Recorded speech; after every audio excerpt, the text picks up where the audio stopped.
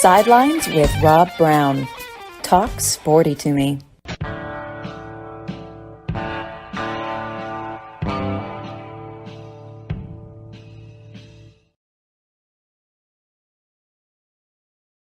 Rob Browne here with you on this Saturday morning. Man, got a lot going on. Big show today. Frank Duffy, Bo Carter. Frank, I'm telling you what, day 24, as they say on SpongeBob, it is so funny. Think about SpongeBob, day 24 of your adventure trip. And like I told you, Audrey and I'm constantly, she's like going, would you, I can only take so much. I mean, it is the classic, but Frank, you are an Iron Man. Bo Carter as well. Billy Roberts should be joining us here in a few minutes. Another baseball junkie from Atlanta. It is a baseball Saturday. We've got a great show. Roundtable effect. Franz Beard's going to join us in hour number 2.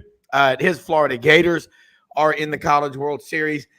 They're going to be playing LSU for all the marbles beginning today. So we hope that we know this. In 14 of the last 15 College World Series, an SEC team has played for the finals, for the national championship. In 8 of those, an SEC team has won. Well, there's not many times when you bet you can make a guaranteed sure thing. We're definitely going to have an SEC national champion this year in baseball. So, hey, we're here 6 days a week, 25 shows a month. That is 50 hours, sometimes a little bit more of content, okay? Follow us on Twitter at Sidelines_live and watch us on YouTube. Forget to remind people that we's on the color TV. My daughter sent me from Richmond. She and my son-in-law, Brooks, were watching us yesterday. Dr. Waller May keeps it on in the waiting room there at the May Veterinary Clinic in Tuscaloosa and Northport. So a lot of places that we're on. Maybe it may scare you when you get on and you go, wait, but people might also say, hey, it's Hollywood Squares. It's look at Jonathan Winters is on there and Paul Lynn and all these crazy characters that were on there. But you know what? We used to laugh a hell of a lot more when we watched TV, especially late night TV. Now it's a bunch of sardonic, bitter, miserable saps that hate everything, especially America. Well, if you like that kind of stuff, turn it off now because you're not going to enjoy listening to Sidelines. We love this country. We love the flag, and we are loving sports right now, talking college baseball, football, basketball. Again, a lot to talk about. I want to salute our town of the day, located in Barber County, Alabama, Eufaula, Alabama. Love it. Sean Thomas, Tom Mildrum, actually from Clayton, Johnny Haygood, a lot of great people from Eufaula. In fact, Alabama had a member of their national championship team, one of many, I've lost track, Courtney Barber from down in Eufaula. Hell of a defensive end from down there. All right, Bo, Frank, day 24. He was heading out west. He was in Colorado Springs. And he said, Rhonda, if LSU makes it to Omaha, we're turning Bingle 1 around, 41 feet, 6 inches long, and we're going to Omaha. Day 24 of his family vacation. And the amazing thing, I'm still married. She's back back. Loves me clearly. You know. Yes, she does. Look, when you're going out west, Colorado Springs, and you're in Denver, and we're making little side trips over just to see Breckenridge and Vail, and it's thing, and we're gonna go on up to Yellowstone and you'll see the majestic beauty. Coming back with the Tigers, we're coming in a beautiful Omaha, where I think the temperature is like the surface of the sun is here in Omaha. We finally got a little rain this morning. Little things up. Right? And by the way, as you would expect from teams from the bayou and the swamp, that we would bring the rainy weather with. But yes, we're going on. This is like, I've lost count. It's like day 25, 26, 27. Day 24. I've been keeping track. It just keeps going on and on. But hey, look, when your team gets in the finals, you got to stay. I mean, you absolutely. Nothing else you can do, right? Frank, look, this is the closest thing I have to a gavel I've got one. My grandfather was a judge. It's a hammer, but the judge here sentences you to watching chick flicks when you get home with your wife. The following horrible chick flicks: Shades of Grey and Steel Platoonias, or whatever that one was with Dolly Parton. You got to watch those movies and think of another horrible chick flick. I mean, that's when I go blind. I can't see. Lifetime for Women all day Sunday marathon. That's what I got in store. No, you'll have to watch the Hallmark Channel. Oh God, no, hey, please. I'll do 11:29 at the county lockup. Here's the best part. Rhonda has actually become a huge fan of LSU baseball because she's fallen in love with the team. She goes, there's such a cast of characters, from Tommy Tanks and Dylan Cruz and Paul Skeens with the mustache. And so it's so funny. So, the last couple of days, it's been so hot that she said, you go, you enjoy it. You use the two seats to fan out a little bit out there in the outfield bleachers, which actually was comfortable. I had a lot more room. And she goes, I'm going to watch on TV. Well, it was, how you sometimes say, and we've talked about this, I'm a guy that loves to be in the stadium. I love to be out. And I don't mean in the suites. I like being out in the stadium, in the elements, with yelling and screaming. But when I got home, she was telling me things about the game that I didn't know about because I wasn't watching it on TV. I was like, "You really are." She goes, "Absolutely. I'm invested in this. 24 days. I am invested in this." So, but here's the great thing. Look, you know what? She gotta love LSU. You know that, and Audrey's evolved, but she gets into this stuff. The women, we kidding around about it. You know how we are, Bo, but they get a little bit. They don't understand how much we love this stuff. Well, my wife's I think watched every inning of every game so far, even when we were. And Frank, God love her, man. We should have invited you to the press conference. We had Paul Skeens as the Dick Hauser Trophy winner last Saturday, but quite a wonderful family. Yes sir, no sir. Military background. His mom, I think, is 5 generations of U.S. military families or whatever too, and just really great. He doesn't have the big head, and he's getting ready to be a multimillionaire. So, wish him all. I wish you could come in and pitch a couple innings of relief these last few games, but you never know. You never know. Hey, don't be. As a, if you don't get an inning or two, don't be shocked. That's what I was going to ask you. As a baseball historian that Bo is, and Frank, you and I are. Especially both of y'all. Bo, how many? Look, we had the Stanford pitcher through like 1,000 pitches or something. No, it was like 147. 150. Paul Skeens the other night threw 46 over 100. How much can the arm take? I guess we'd need Dr. Andrews on here or somebody. But the ulna, who was it that was on the show with us? Butch Thompson, Auburn's baseball coach from Amory, Mississippi, but he's actually from a suburb of Amory. You may have heard of it, Bo. Coontail, Mississippi. Damn right. You damn right. But he said the ulna is designed to only throw at 90 miles an hour. And Paul Skeens is 6'6", 247. This guy is a beast, man. Yeah. And I guess he was going to be an Air Force pilot. Yep. Yeah. That's what his goal was. And here's the thing. You know how they say God, reaches down and touches the arms of pitchers, especially that can make it to major leagues. But some of these college pitchers today, watching the kid from Wake Forest, watching that kid from Stanford, the LSU staff, what our relievers have come in and done, totally unexpected. They have showed up on the big stage.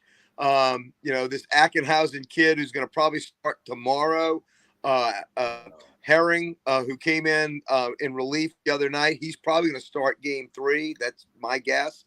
But some of these, young men that are throwing 90 to 100 in college, it's incredible. In fact, Paul Skeens' second pitch was 101 on the jugs. I looked up at the board, and I was like, "Oh man, good luck, Wake Forest hitting that." And it is 101. Movement. His fastball moves. So, that's God-given talent. You can't coach that. You can coach execution and you can make sure that he doesn't overpitch.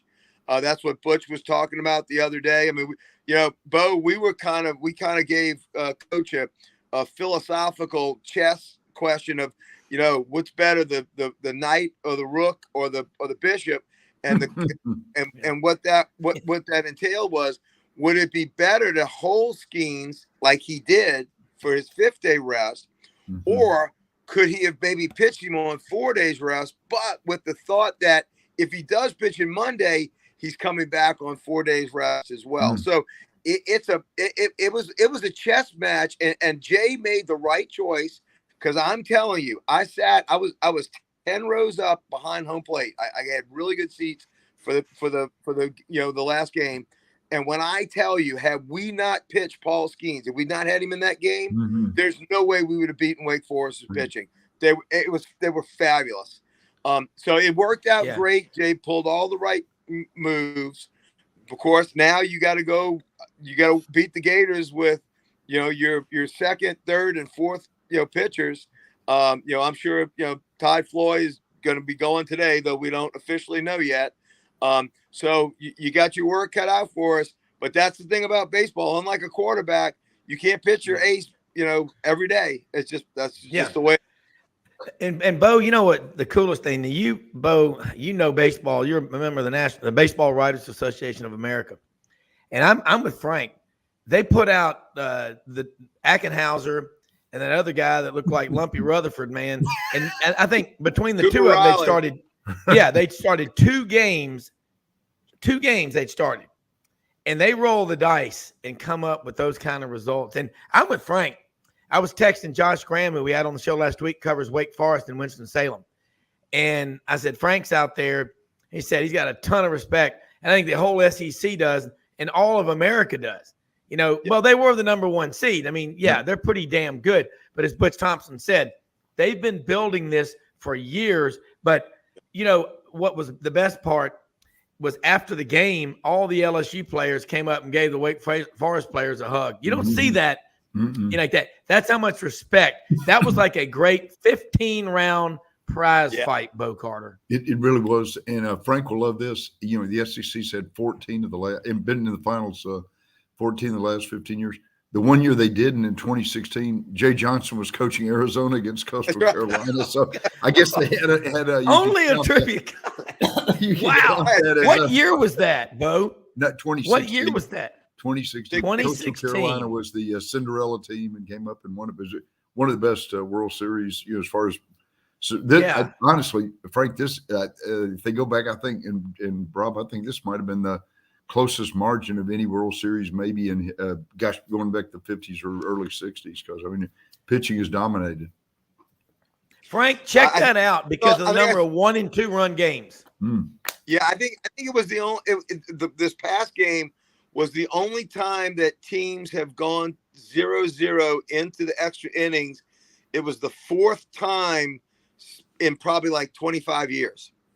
That's how special that pitching performance was the other night. Yeah. And Rob, to your point about LSU's team giving Wake Forest respect after the game, many of us in the fans did the exact same. I was very touched by how Wake Forest, and look, when LSU goes, we're loud, we're proud, we can kind of suck the air right out of a stadium. But Wake Forest hung in there, and their fans stayed. The team was out on the field for a very long time. Obviously, when it's your end of your season, there's a lot to say. There's a lot of emotion. And their team was out there 9:30 by my watch. I stayed kind of soaking it all in. 9:30 by my watch, which was about 26 minutes after the game had ended. Their team was still out on the field. And what was really cool was all their fans were still in the stands. They were still at their seats. And I took a picture of it. In fact, I even did a video of it that I posted and just basically said, this LSU fan has great respect for the Deeks and their program and their fans, and that we were very proud to share that incredible epic game with them. Yeah, this Ham's beer is for you, Wake Forest. That's what y'all. I mean, but I'm Bo. You are again, God, as the Baseball Writers Association of America. I don't know what your favorite sport is. You know, I mean, football, baseball. I would say, think about Dick Hauser, Kansas City Royals, and then Florida State. He was the, and then think that you have been around baseball royalty. I mean, you're like the guy. I'm gonna call you the Ed Sullivan Show. We have a really big show here tonight. You've been around all these guys. Of all the World Series that you've been to and watched, is this got to be in the top 3? Yeah, exactly. And then and from a personal standpoint, 85 when I worked at Mississippi State, and they had Will Clark, Rafael Palmeiro, Bobby Thigpen, and Jeff Brantley. I still don't know how they didn't win. They gave up Bobby Thigpen gave up a grand slam in the bottom of the 9th in the semifinals. Miami won 6-5, and then Miami won the national championship the next day. So this one I would say is top 2. Maybe it's really been some tremendous. I mean, it's as good a baseball defensively.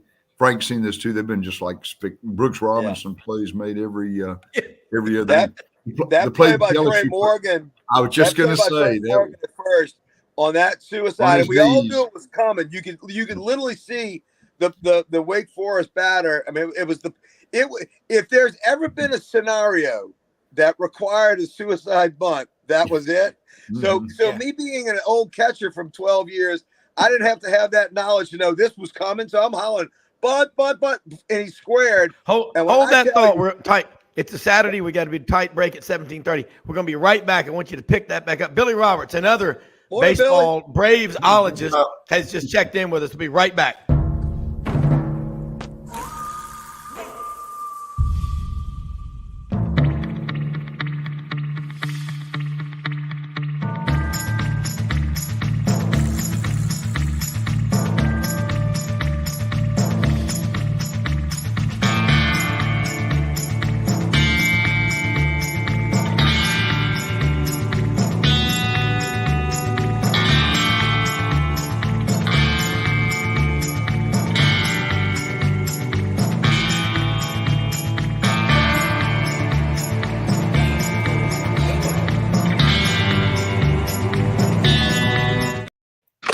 All right, man, we got Hollywood Squares going on here on this Saturday morning. And Billy, you've been listening to this baseball conversation.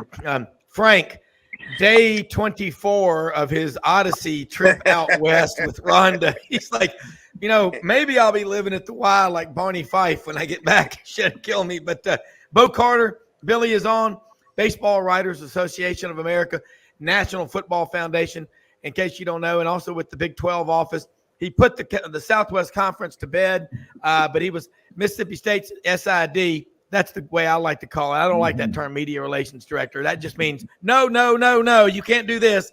Sports information director was, come on, let me pick you up at the airport, and I want you to cover our school. We're going to feed you a damn good meal, get you some cold road sodas, and get you meet with Billy Roberts. And Billy, you remember how it was when all of us were coming up, when media were coming to your campus to cover the game with their school and your school. We know what it was like at Auburn and Alabama and Mississippi State. Bob Hartley, the SID, before Bo got there, Buddy Martin talks about they used to pick them up at the airport and drive them back to Starkville or Jackson. And that's hospitality. That's not this, no, you can't do this. And these coaches that make $7 million a year that run and hide and don't want anything to do with the people. Remember what happened to Marie Antoinette when she was like that? I'll just leave it at that. But Billy Roberts, I call him a Braves-ologist. One of my best friends. He's a LaGrange, Georgia, plow him up Grangers, but he studies baseball. And I'm telling you, y'all two are baseball geniuses, baseball ninjas, as Nigel calls it. Billy, this World Series so far, let's get your take on it. Yeah, no, it's been super exciting. Some of the mocking of the Wake Forest win celebration by LSU was priceless. I love that. So I think the Florida game here is going to be pretty fun. I'm excited about it. Well, Franz Beard's going to be on with us in hour number 2. And he was calling for this last year. He said, Florida's got all these freshmen. And the other thing is Kevin O'Sullivan, they have this thing called the Bright Scholars or Future Scholars. Almost every kid on that roster is from Florida. It's really it's an interesting story. But you know what? That time when he went out to the mound, and I didn't know this, for the 7th time, and he had to pull his pitcher. And even though they won the game, he said, "Man, I had nightmares last night." I'm like, "Well, come over here to park and sleep with these mosquitoes. You'll get them too." But Bo, have you ever seen that happen before and it cost someone a game? No, really, it's kind of a unique situation. And with the clock, how many times you can step out of the, and then of course in major leagues you can only throw 2 pickoff plays to first base. So they've had a couple of situations. The guy told the umpire, "I'm going this time. You guys can't get me," or whatever. Too. So it's a whole different set of strategies. And I feel for Coach O'Sullivan, just a natural mistake. You can't sit out there. And I know in one of the later games, I think Coach Johnson said, "Is this my second visit?" I said, "Yeah, that's the second visit." So, he checked with the home plate umpire. So you can lose track of it. The last time LSU was in the World Series, y'all, was 2017. Who did they play? Florida. Yeah. Frank, you weren't there, though. This is your first trip to Omaha, isn't it? In all my years, and look, it's funny. We were talking about me being on the road 24 days now. Ron and I going around in the RV. Bill Roberts and I have done a lot of road trips. We've never come close to 24 days, though. Billy, we might have pulled a couple 3 or 4 days, but never 24 days. Well, here's the thing. It's a great matchup because you're right. It's Florida who's been sitting back, licking their chops, resting their pitchers. They're ready, but don't forget they've won all 3 games by 1 run. Mm-hmm. And they literally had to come off the mat to win that first game against Virginia. I thought they were cooked. 2 big bombs at the end. They had to come back against TCU this last game. Yes, their pitching is all set up. They can pitch however they want, whatever they want. But I saw the comparison of who they're probably going to pitch against us, and the ERAs are very comparable. They really are. LSU's pitching as of late has really come on. So I think we're in store for, a 3-game series. I think we'll probably split the first 2. And that game on Monday night between 2 SEC Titans in baseball is going to be just incredibly must watch. And I'll tell you, the sights and sounds of Omaha, Bill and I love the Braves, and we go to the Braves a lot in Atlanta. And it's that crack of the bat. But let me tell you, that ping of the bat in the 11th inning, when a kid goes, by the way, a Florida kid, I might add, Dylan Cruz and Tommy White are kids from Florida. Mm-hmm. That ping that Tommy White sent over that left field wall, I'm telling you what, the second it hit, we heard that, we knew it was gone. And by the way, the other one, we were talking about it earlier, Bo, was the Trey Morgan play. Mm-hmm. When that ball hit that bat, and you heard that ping on the bunt, even though it's a muffled ping, that kid, Trey Morgan, came in from first base like he was a linebacker going up against a running back. He flew in incredibly, caught it on the hop, and then did a shuttle pass. And as a catcher, look, all we ask is give me the ball while I still have a little time. And that swipe tag by Milazzo on the backside was fabulous. And look, bang, bang. You got to give the Wake Forest guy. It was the perfect slide. It was the only way he could come in and try and touch it. So I'm telling you, the execution of baseball that we're watching from college kids, in my opinion, is of major league quality. And somebody said it, best just the other, probably 7 of these kids are going to be potentially first rounders that are in, that we're watching here. That are going to be in the pros. And I think, mark my words, Paul Skeens will be on a big league roster next year pitching. He's that good. Yeah, he's a big guy, and 6'6". Maybe he just said it'd be kind of uncomfortable in an F-16, F-18, or whatever they fly now. But man, as a pitcher, I know he'd hit his head if he ejected on the canopy. I know. Yeah, it'd be a tough call. Yeah, that's not enough explosive to get you out of there.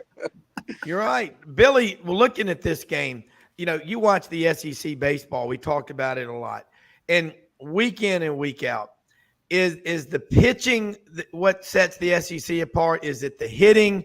Is it the athleticism of the outfielders, the shortstops? Where do you start, or can you pick anything, or do you just say, I'll take it all? Well, I mean, it's all, high quality, like Frank said. And, I think this is a natural extension of these kids play a lot of baseball, travel teams. Sorry about that. Hold on a minute. Who let the dogs out? We let the dogs. Now I had to say it. That is, I get the corniest statement of the show awards. So, but he's actually close enough to Athens where he can go, I like them dogs.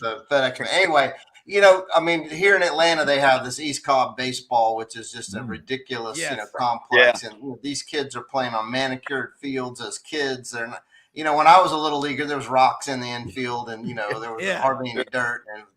And these kids are playing in perfect conditions. They're getting expert coaching. And naturally, by the time they get to college, they're advanced beyond what a college player would have been a generation ago. I mean, like Frank said, these guys are major league ready right now. I think the old rule of thumb was college players were probably the equivalent of a AA player, maybe from, a while back. But these days, we've got Strider in Atlanta. He pitched for Clemson 2 short seasons ago. Sure. And now he's setting off. He looks like a young Nolan Ryan. He's striking everybody out. So, I mean, these guys are ready to play at the big league level pretty quickly out of college. And, Mize for Auburn a couple of years ago was the #1 overall pick for the Tigers. So, these guys come out and they don't need much seasoning any longer. They don't need 4 years in the minors after college. That's unheard of these days. So it's exciting to see. I personally would love them to change to wooden bats, but it's I think it's a cost issue. Maybe, I don't know. We were joking on one of your earlier shows with Coach Thompson that we need to get Yellowwood to sponsor wooden bats. For, as long as he's got all this money to throw around, put his logo on bats, paint them yellow, but make them wooden bats. And I could see Jimmy Rain about football recruiting. That would give him something to occupy his time. Couldn't you see Jimmy Rain doing the commercial? Believe me, if you don't hit that little white ball with one of my bats, you don't need to hit it. That's right. Paint them bright yellow, but make them out of wood. I think yellow bats. That's the final thing that they need to do is to these are grown men. They don't need to be swinging aluminum bats. That's just my take on it. Can you imagine a Frank Thompson or a Bo Jackson swinging an aluminum bat? That's a deadly weapon in a guy like that's hands. Hey, it could kill a third baseman, that's for sure. Yeah, and I played third base, and I took a lot of shots. And, even in softball, third base is not the position you want to be playing. The guys will turn on a pitch, and it's all over you before you can even blink. So, these guys are too big, too strong to be swinging metal bats, in my mind. That's my humble opinion. Well, I love this discussion about baseball because, baseball's coming in popularity. And you talk about that East Cobb complex. 350 teams, something like that. That is crazy. But these kids, they seem like they're tough. And it's, when you get everything equal, everybody's got these talented players.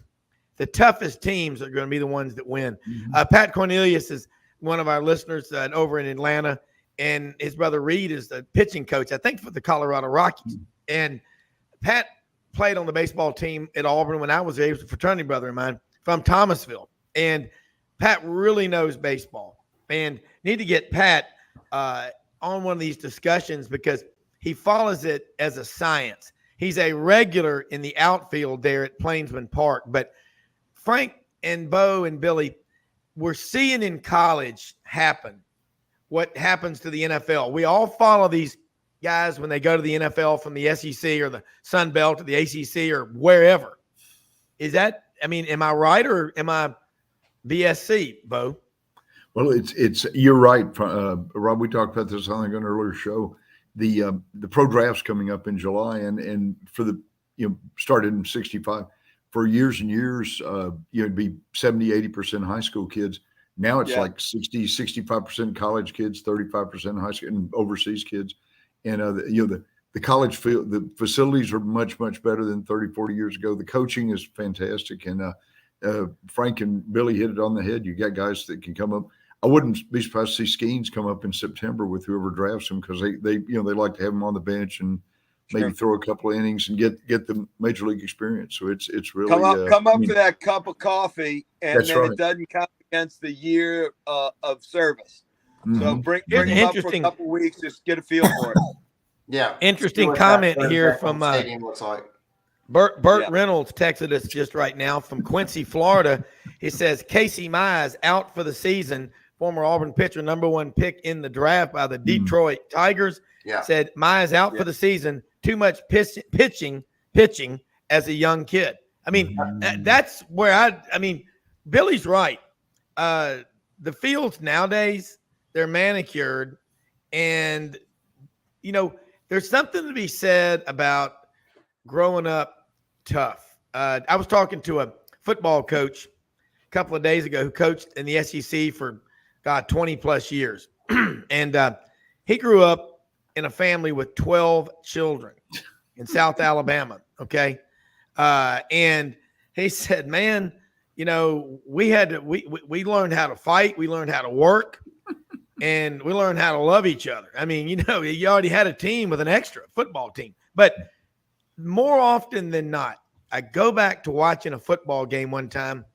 Keith Jackson and Frank Broyles, maybe the greatest duo on TV since Abbott and Costello. Okay. They were excellent. And Keith Jackson's talking about, it was before a big game in the South. And he said, I'll tell you, these coaches down here, they may talk funny, but they don't think funny. They come from humble beginnings. And the next roar that'll rattle the leaves and shake the windows and knock down buildings is when the Auburn Tigers come running through that field here, and here they come, the Legion Field. Keith Jackson, you know where he was from? Billy Roberts knows this. I knew. Carrollton, Georgia. Carrollton, Georgia. Where did he go to college? Washington State. Yep. I guess it was a GI Bill or something like that. GI Bill. Yeah. And he was Broyles, there's a possum hunting moon in the sky. He had the best. I mean, he just said, "Whoa, Nelly!" And you know what though, Keith Jackson. What I hate is when guys think they're old and they're not, and they try to retire and try. You know what I say? You're too old when you're dead. You'll catch up on your sleep when you're dead. I say, you look at people that retire early. They sit around and they do nothing. I say work. You get one trip to the plate. Keith Jackson and Frank Broyles were so good broadcasting those games. I mean, you think about Herschel Walker coming onto the scene. And you know who did Herschel Walker's games? Al Michaels. Wasn't it in 1980? Yep. Wasn't it Al Michaels? Yep, because he had done the miracle, at Little Placid. I just thought about that. Could you imagine Keith Jackson doing college baseball? He did do baseball, Frank, didn't he? He did. He did everything. Kentucky on Monday night. Yeah, him. I say do like Vin Scully. Do it till you're 100. Yeah. Too much coffee. Y'all get rolling. Getting back to your point about Mize and Arm, these guys do pitch a lot. And I think one of the reasons why the major league teams are drafting college guys is it's a good chance they've already had their Tommy John issue and surgery for it. And then they get all of this. They're physically developed. They're 20, 21 years old, but they got a brand new elbow. And high school guys haven't crossed that Rubicon yet a lot of times, but maybe it's less risk to evaluate a college pitcher now, particularly after he has been on the other side of a Tommy John incident. They're all going to get it. They throw too hard now. These guys are all throwing 99, probably because they got the elbow of a 13-year-old in the body of a 22-year-old when they're in college. All right, we're getting a little bit of disagreement here. Another text from Clarence Gatemouth Browne, Keith Jackson, a Bremen guy, not Carrollton. Now, you know who was from Bremen, Georgia? A suburb of Carrollton. Yeah, I was going to say, hey, look, I can hit a 3-iron from Carrollton to Bremen. I got a lot of fraternity brothers from Carrollton. I love that town. Yeah. I used to go to soccer camp. Great. I used to go to soccer camp in West Georgia. Back in the day. It was a fun place. The Long Branch. Did Miss Kitty work there? Miss Kitty. And look, if I get she owned it. And look, if I hit my driver out, I can hit Tallapoosa. Yeah, Tallapoosa.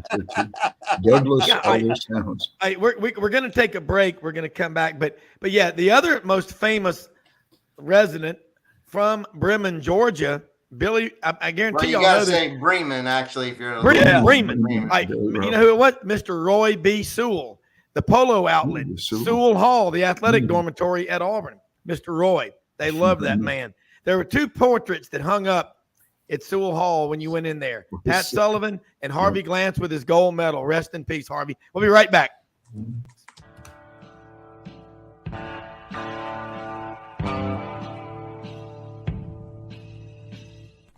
Red River Ford and Toyota, located in Wynne, Arkansas.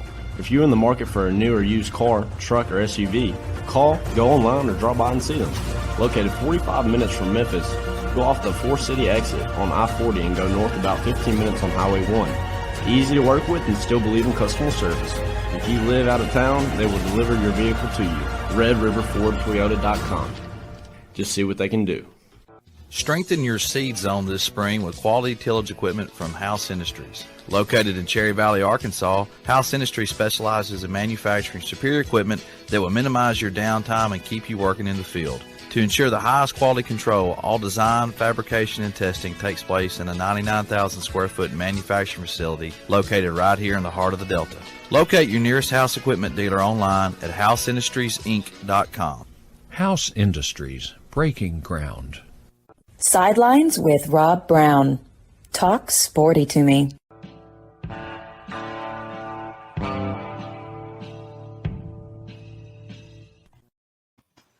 Up the echoes. Here's another one from a listener down in Tifton, Georgia. It says, tell your boy Billy in 1983, Tifton 56, LaGrange 3. Indeed, I was there. And it was a cold. That night was about 11 freaking degrees. That was a cold night. What a game! What a cold, frozen tundra. But I'm telling you, man, you can't say anything on this show. No, but that was an unbelievable game. I remember it well. Well, Nate Hill was the defensive lineman who ended up going to Auburn, and then the quarterback went to Alabama. Vince Sutton went to Alabama. Yeah. And they both worked for Sarah Lynn's dad at the hardware store in LaGrange, who was a member of the Georgia Gridiron Society, and they didn't go to Georgia. What in the world's going on here, boys? Well, all I know is the greatest LaGrange story, the funniest one, Bill can't say, that was at the supermarket, wasn't it, Billy? Yeah. to this day, you tell that story. Tell that story, Billy. That's a classic. No, that can't be done in mixed. No. But who was the football player? Bo, there was one of Georgia's great football players. Didn't you get into a scuffle with him as a youngster in LaGrange? Wilbur Strozier and I got in a fight in 7th grade. I'm not saying he stole my sweatpants before PE, but they had my name. They were gray Russell sweatpants. They had my name written on them as a Sharpie marker, and he was wearing them. And if you didn't dress out for PE, you had to run laps during PE. So I had to run laps with jeans on, and I pointed out to the coach that he was wearing my sweatpants. And he's like, well, go do something about it. So we got in a fight. And he later grew about 1.5 feet and 120 pounds and was a lot bigger than me. Went on to play for Georgia and the Green Bay Packers. And I teased him saying, I beat you up in 7th grade. I don't think it was actually how it went down, but I like to tell the story that way. And by the way, don't you love Coach Justice? Y'all go figure it out back. Yeah. Yeah, that's exactly how it was. But, the thing is, we're talking about it. Yancey Porter's going to try to check in with us here in a minute from Oxford, the Rebel Yell Hotline. You look at all these small towns that are producing these athletes, and then you look in the big cities like, in Mississippi, Jackson, and the capital of North Mississippi, Memphis. And Atlanta, Birmingham, Montgomery, the complexes, the money that's put in to these baseball facilities, the popularity of the game. But did any of y'all remember, and I'll start with you, Bo, when you were a kid, people 9 years old playing 70, 80 games of baseball in a season? No, we played our usual 15 from June 1st and then I think they took a week off so the people that worked in the industrial complex could take a vacation before the All-Star games. Okay. And we all had T-shirts that said Chico's Bail Bond. That's right. Yeah. Farmer meats and all.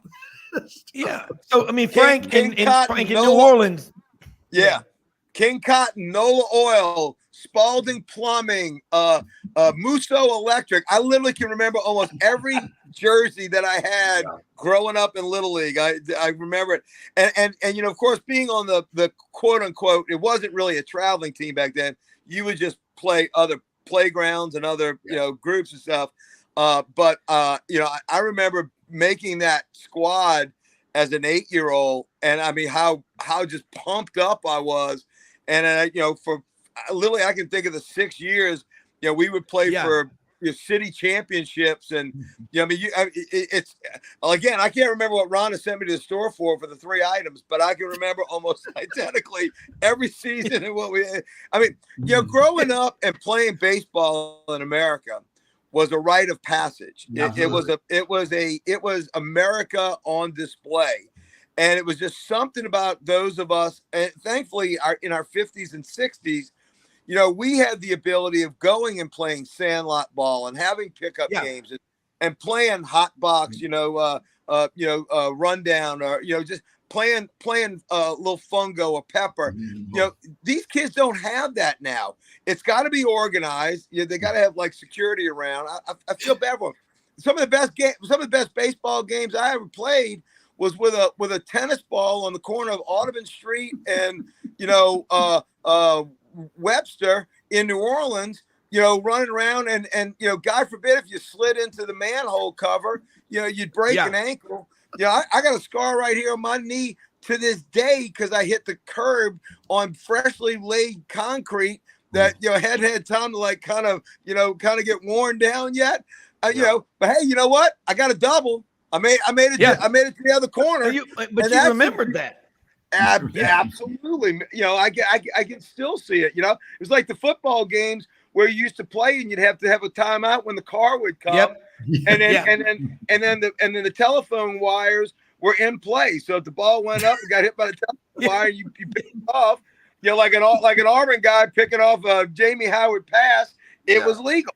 Like the video screen at the Cowboys Stadium. Yeah, that's let me throw one at you. Again, our astute listeners, this from a listener, obviously out west, Keith Jackson out here in the Apple State of Washington is remembered for calling powerboat races when he was a student at Washington State University. Wow. I mean, could you imagine him? Oh, Nelly, he's going to flip that Evinrude.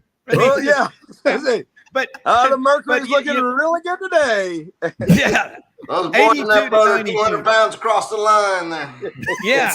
God. I mean, and you think about this. Now, we had Ray Scott was a great announcer coming up. The great announcers. And, you look at – now, we talked about this yesterday. It was yesterday or the day before. We had Jake Wimberly from Jackson, Mississippi, who's on our show a lot. ESPN 105.9, The Afternoon Drive, covering all things in Mississippi. And he's good friends with Ben Ingram. Frank and I got to talk to him, the voice of the Atlanta Braves. God, what a voice. Oh, he's ridiculous. Your ears bleed listening to Ben Ingram. He's got this rich voice that like drips maple syrup when he's talking. And you think about Bo, great when you were a kid. This is why, unless you are taking the time to impart this wisdom on your kids, make them listen to radio. Make them read the newspaper. There's nothing wrong with that, because I'm going to tell you something. It's very hard to have a conversation with people that have nothing to talk about. This conversation with y'all, we could switch and pivot to anything with this group and have an intelligent, well, that's a relative term, an intelligent conversation. But no, we could, but Yancey Porter's on here with us right now. He's from Hattiesburg, Mississippi. We all grew up loving baseball because we listened to it on the radio. Brett Favre is Brett Favre because he does Brett Favre things, right? Isn't that what Madden's quote was about?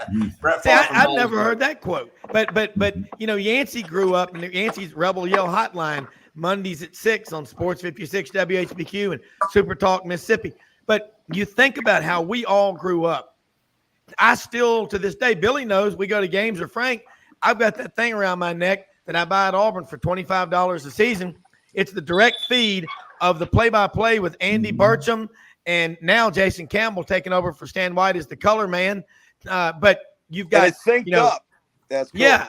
Yeah, and you've got Ronnie Browne down on the sidelines, Paul Ellen, the Dixie Crystal Sugar scoreboard. You've got Brad Law.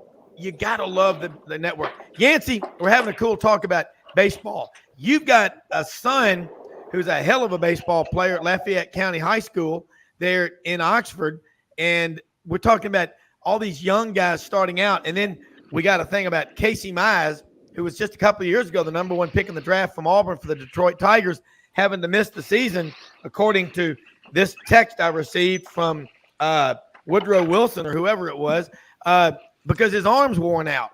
How much time? What? Tell me. Let's talk about baseball, because you're a baseball junkie. I don't know if Braves or Cardinals, but which side are you on? Well, I'm a Braves all the way now, diehard. I've been since 1976. But there you go. Man, our first two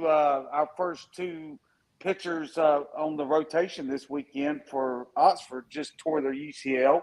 Wow! So got to have Tommy John. One of them has been playing with Taylor since 6 years old, and they both just got the news. I talked to the number one guy that tore his UCL, and I don't want to say his names. I don't know if his parents would want me to reveal that information, but I was jogging past their house. They live here in the neighborhood, and I was like, how y'all doing? And they were like, we just got back from Atlanta, from a travel ball tournament. Now, travel ball to me should be done once you get in junior high. And I said, well, how did Bear do? And that's his nickname. And they said, well, he pitched great on Thursday and Sunday. And I thought to myself, I said, why in the world would this kid be pitching, in the summer twice over a weekend? And he's not a reliever. And then, a week and a half later, he's got to miss his junior season. So it's just, I don't know. I'm scared to death for my son. He's been pitching. They just started pitching him again this past year because he was getting a sore shoulder because he plays quarterback and at that time catcher. They moved him to third base just to relieve the pressure on the shoulder. So it's always a worry of mine, always. Hey, here's the interesting thing. Just got this from a listener of ours, Jimmy Page. If you ever talk injuries again, Tommy Boggs, Concordia baseball coach, AD, Austin Slam, select legend and former Rangers pitcher, told me, get your kids in soccer, get their footwork down before letting them pitch at 13 when their arms and their body start to develop. That goes along with what my dad, who's, very smart, told me. He said, you don't start lifting weights till you're 13. Your musculoskeletal structure and all that can't develop. And that, I think this conversation is interesting because, God, to hear that from Yancey, that's two guys. I think a UCL is an ulna collateral ligament. That's your elbow, as we just talked about. Your UCL. Tommy Boggs played for the Braves in 82, 83 when they were a playoff team. So he not only with the Rangers, but also played for the Braves. Well, it's just so common now. It's just so common. And it's funny, the Ole Miss fans think that it only happens with Ole Miss players. And I'm sure Auburn fans think that it only happens with Auburn players. And every school base is not well aware of what's going on all over the country. We need a new pitching coach. The head coach stinks. We need new trainers. I mean, it's just going on everywhere. What the new cheer is? It goes back to travel ball. Yeah, you know what the new cheer is for every fan base? Woe is me. Oh, my. I'm getting verklempt talking about it. I mean, but we do feel that way. Frank, you're out there. Let me just give you a little update, Yancey. Day 24 of Frank's Odyssey aboard Bengal 1. His wife's going, when is it going to end? He was going to Yellowstone.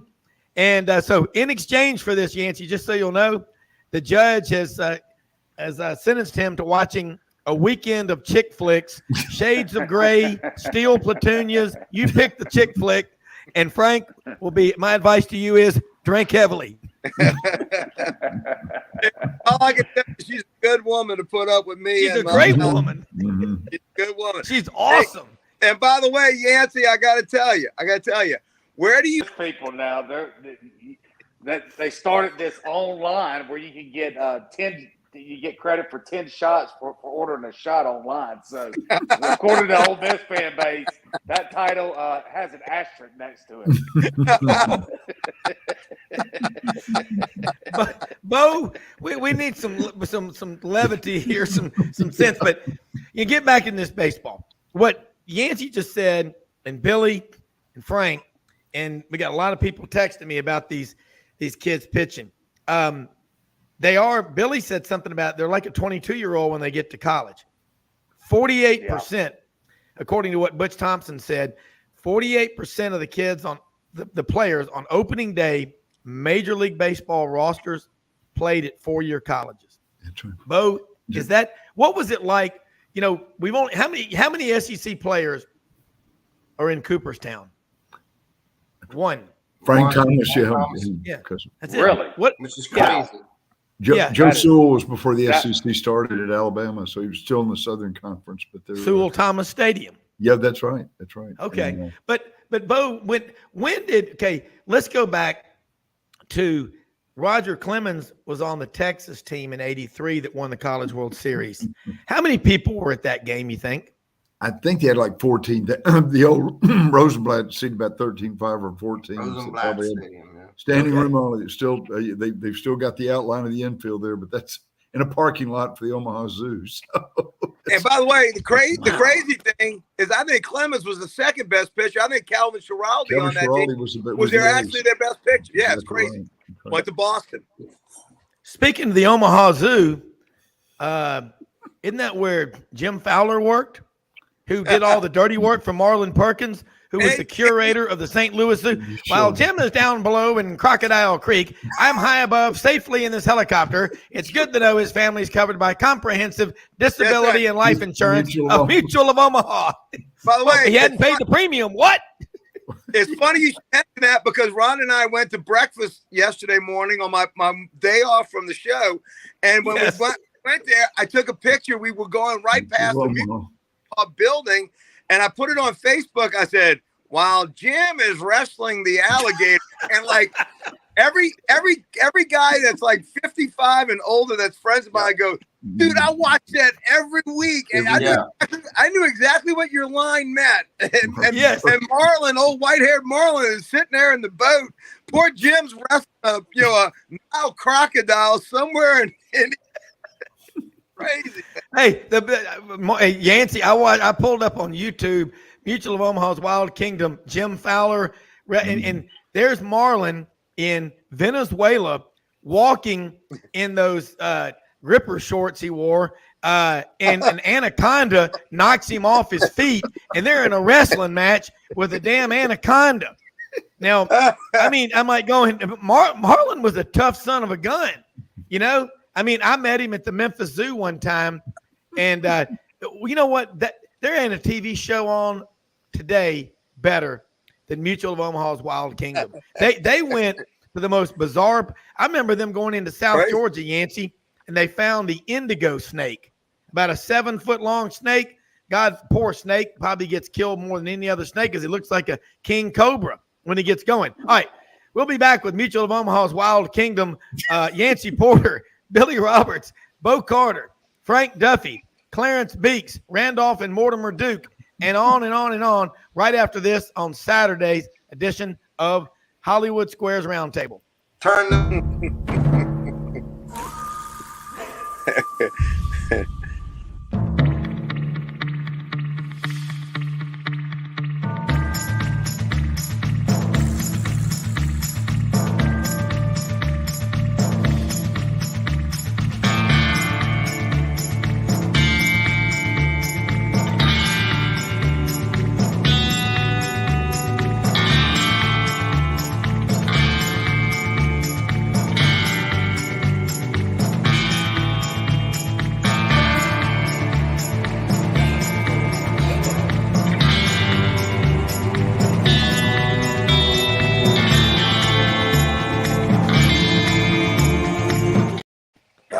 Okay, man, Hollywood Squares back here, Saturday Roundtable.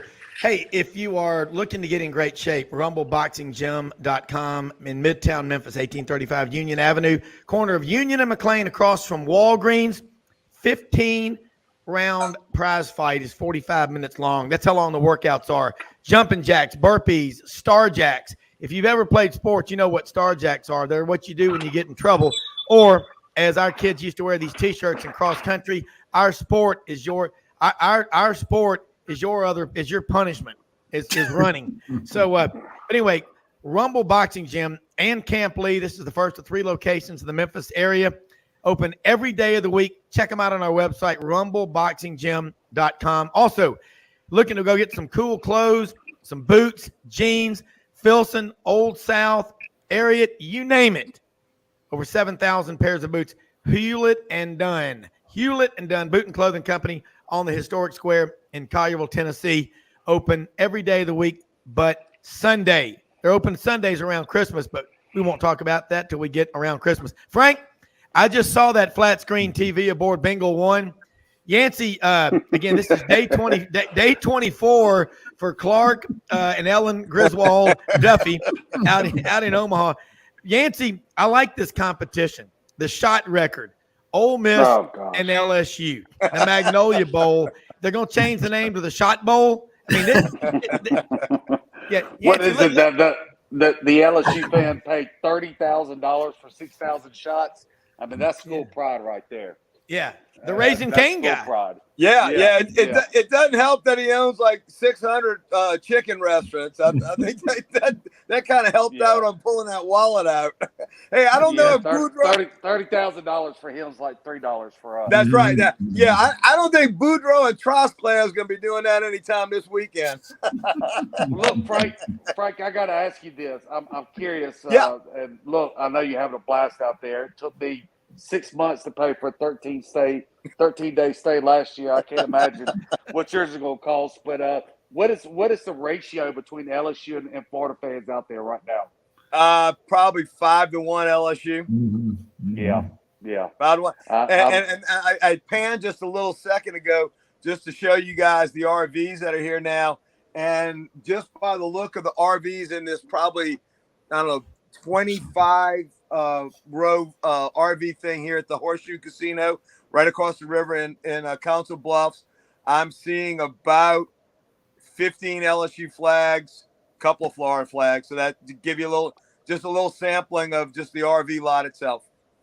Yeah, that's disappointing. I was hoping Florida would get a little bit more fever within their fan base. I was shocked, and it was about 5 years ago. This is before Florida redid their stadium, and it's, they put some money into it, but the Florida baseball facility before was absolutely pathetic. I don't know I have not seen it since they've redone it. It looks better on TV, but Florida's got a ton of tradition, and you got so many baseball players down there. I don't know why baseball isn't bigger in Florida. That's kind of a mystery to me. Well, Franz Beard's going to be on with us in just a minute from GatorbaitMedia.com. We're going to ask him that. So we're going to have fun, have a sextuplet of Hollywood squares on here. But the thing about Florida is they're kind of like the kid that's born into a uber wealthy family and that doesn't really understand the cost or the value of much. I mean, because Florida's got it so good, 260 SEC championships, and that's more than 100 and something more than their closest competitor. I'm talking men's and women's, but they're so good across the board. But baseball is almost like taken for granted that they're so good down there in Florida. Maybe that's what it is. I mean, that's a good question, because we're going to have the world's 2 most interesting men, Frank Duffy and Franz Beard, on here, as they say down in South Alabama, simultaneously at the same damn time. You know what that means, Frank? Absolutely. All right, here's a question for you. I'm gonna do quick soundbite here. We're gonna bounce it around. All right, starting with Yancey. Okay, greatest 3 college football games you've ever seen in your life, on TV or in person. Oh my goodness! You're going. I don't know. Pass it on to somebody else, and then I'll come back. Let me think about that for a second. Well, for sure, the kick 6 Auburn Alabama game, and then the week before that, the tipped pass, with Georgia. I mean, that was a crazy 14 days. right there. And then the third one I think might have to be in person. It was the water cannon game, Auburn and Georgia, which was really just golf course sprinklers. But Mark Bradley from the AJC decided to call them water cannons, and the legend was born. Yeah, when you hold a sprinkler like that, it does create a jet stream type form. But Billy and I were at that game, a 20-16 Georgia victory, when their starting quarterback, James Jackson, out of Milledgeville, Georgia's grandmother died, had to go to her funeral, and they put in the little used freshman, it wasn't a freshman, named James Johnson from Columbus, Wayne Johnson, Columbus, Georgia, Hardaway High School Hawks. And allegedly Auburn declined to recruit him, and he waited in the weeds for that moment to get his revenge. And boy, he did. Well, he did. Frank Duffy, you're on the clock. Vince Dooley, poor mouth Southern football coach. Yeah. He's like, man, we don't even have enough boys to get on the bus and go down to Auburn for this game. We're gonna have to drop by the Sigma Chi house and get a couple of bigger guys. Yeah, Vince Dooley was like, how many we need? 11. We need one more. Duffy, jump in here. Give me your top three. My third is one that me and Billy Roberts sat together at the LSU Auburn 1995 Bring Back the Magic tour when DiNardo first coached. The white jersey. Troy Twilley intercepted that pass down low in the north end zone of Tiger Stadium to seal the win. By the way, the earthquake game in '88 would have been a close second to that one. My second favorite game that I ever witnessed, I was in college at LSU when Florida State came in, when Bobby Bowden brought the Seminoles in, and the winner was going to go to the Orange Bowl, and that was the game when LSU just ripped them up. Now, they beat us the other 3 out of 4 times in Tiger Stadium, all 4 games.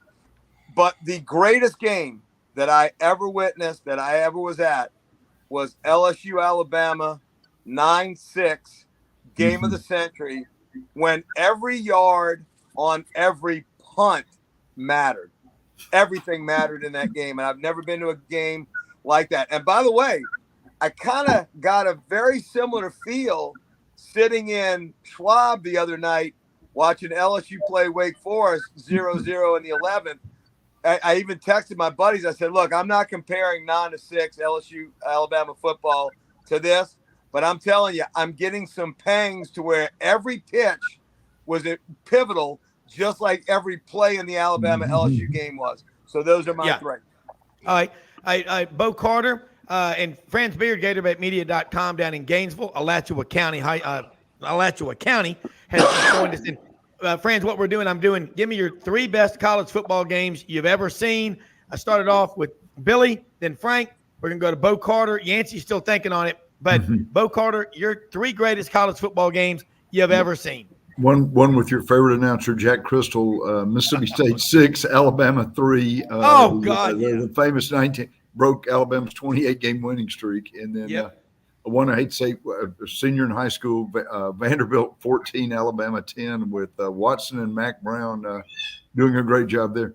And then I'll be honest, Frank, we're going to laugh at this. The Tulane Southern Cal Cotton Bowl this year, 46-45. Tulane's losing by, I think, 14 points with 6 minutes left, no chance. And then all of a sudden they come back and pull the darn thing out. That's the best Cotton Bowl I think I've ever seen. Best game.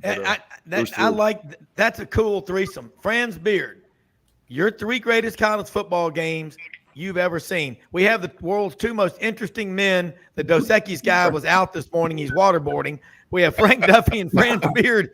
Franz, 3 greatest college football games you've ever seen. I'm ready for this one. And then, Yancey, we're going to come back to you. You've been in timeout thinking about it. Well, even though it went against the Gators, 1980, the Run Lindsey Run game. Talk about an absolute heartbreak of a ball game, but that was just absolutely beyond anything. I just it still just stabs me in the heart to think about it. I got to tell you something. Florida's win in 1995 over Tennessee.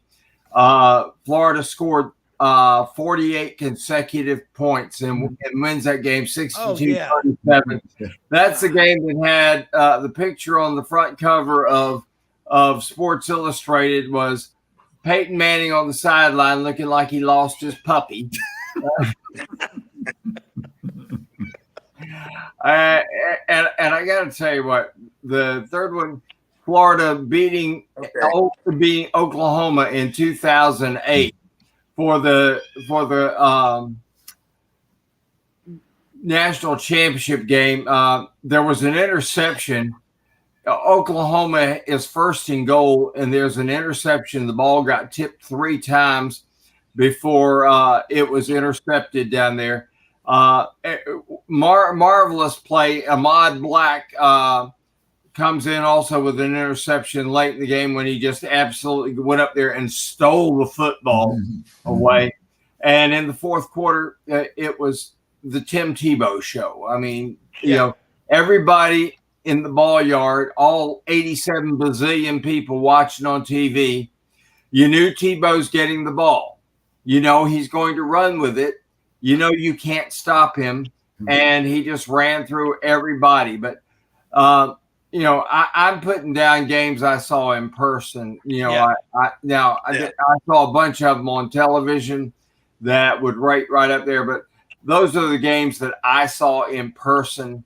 And as an honorable mention, I was 9 years old when Florida beat Georgia Tech 18-17, and Ray Graves goes this, and we went for 2 with 1 minute and 8 seconds to win the football game. That's powerful stuff. And I'll tell you, the great thing about that Florida-Oklahoma, in the 2008 national championship, in the 5 games leading up to Florida-Oklahoma in the BCS title game, Oklahoma averaged 58.3 points per game.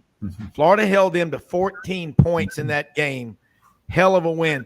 All right, Yancey Porter, you're on the clock. Let's see what you got. Let me see your war face. Ah! Work on it. You don't scare me, pal. I guess some of the most painful games I saw were probably the best games that I saw. The Ole Miss Arkansas, I think it was 7 overtime losses between Matt Jones and Eli Manning would be one. I believe it was maybe 2005, Georgia versus Auburn, something like 31-28, somewhere 31-30. 31-30.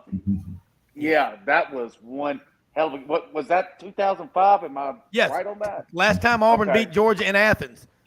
Yeah, that one was – And then another memorable to me, just watching on TV, was when I believe it was Clint, maybe 97, 98, when the Arkansas quarterback fumbled the ball when Arkansas 98, Clint Sterner. 98, yeah, Clint Sterner fumbled the ball. You know, all they had to do was just basically kneel the ball down, and he fumbled the ball on the snap exchange on second down there.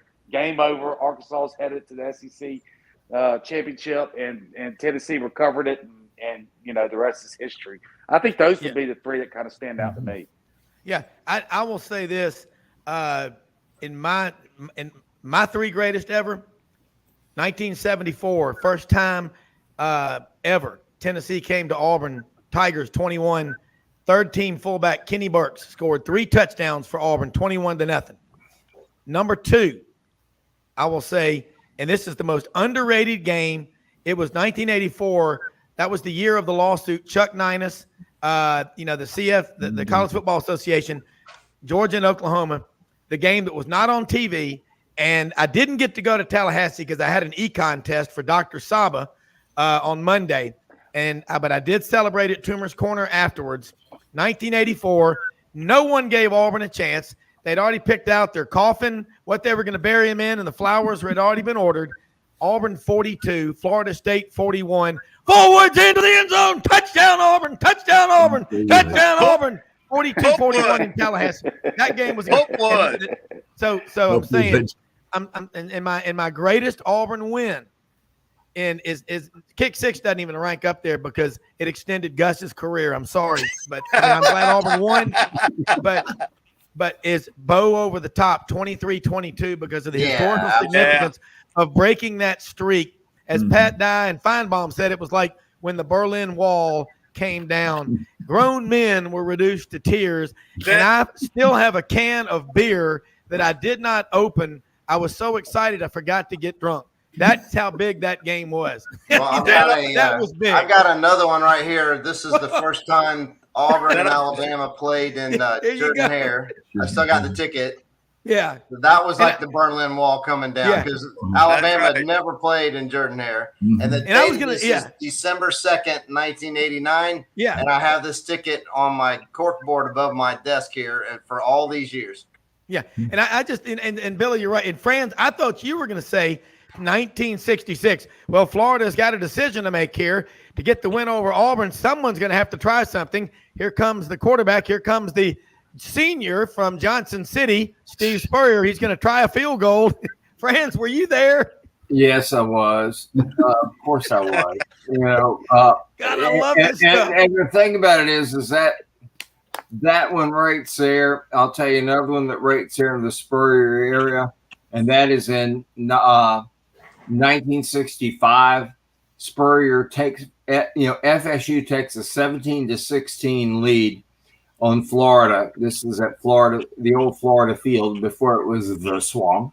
And Spurrier marches the Gators down the field in less than a minute. He rolls to his right. Charlie Casey runs a square out pattern, and Spurrier sees that the FSU safety had bit on the tight end. There's no safety in the end zone, and he does this to Charlie Casey, and Charlie Casey cuts his out route, heads to the end zone. Spurrier throws it, touchdown. And then on the there's still a minute and change left in the game. FSU's Ed King overshoots Max Wetstein. Alan Trammell intercepts from Eufaula, Alabama, by the way. Barber County. Eufaula earlier. Yeah. And runs. Franz, hold that thought. Game. We're going to take a quick break. 30-17. Hold that thought, Franz. We're going to take a quick break. I want to hear this. Come right back because I got another one for you. And then Yancey, I got one. I can't believe you left off the list. Right back in a moment.